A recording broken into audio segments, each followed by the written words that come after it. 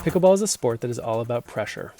Applying pressure when you have the chance, and relieving it when you're in trouble. And while high-powered putaways are deserving of our attention, the ability to defend and get out of a jam is huge when it comes to playing advanced pickleball. Resetting the point is a term that's often used, but not always understood. We can imagine a pickleball rally as having a scale associated with it.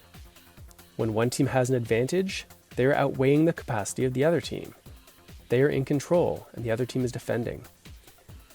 However, if the defensive team can find a way to get out of this jam, if they are able to neutralize their opponents so they can't do as much damage, the defending team has reset the scales so they're balanced.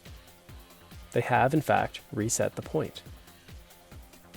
So what needs to happen to be able to reset the point? First, it's important to remember that the net teams are always looking for high balls. And that's because if they get something high, they can hit down on it. And if they can hit down, they can hit hard and still keep the ball in play. This will likely maintain their advantage.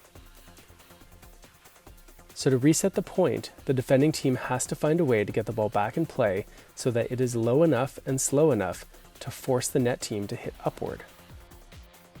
While they probably won't miss this shot, they probably aren't likely to hit with a lot of pressure, with a lot of speed, like they did before. High balls, on the other hand, will continue to allow the offensive team to maintain their advantage. So how do you do it? How do you force this upward hit? First, it's important that the ball travel low over the net. If the ball is going to force an upward hit, it better be no more than a foot or so above net height.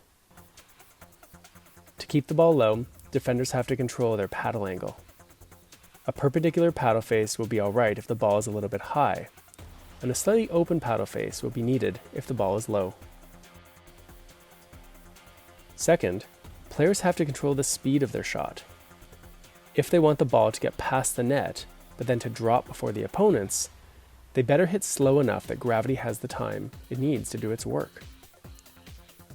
A short backswing and a minimal acceleration will help keep the speed under control.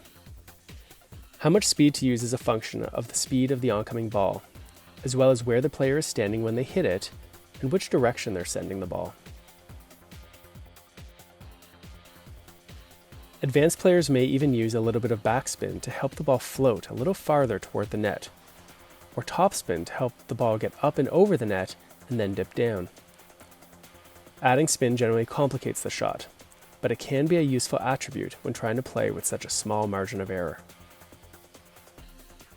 Finally, it's helpful to remember that when you hit cross-court, you're hitting over the lower part of the net to the biggest part of the court. While down-the-line resets are indeed possible, players who try to reset the point with a cross-court typically have more success.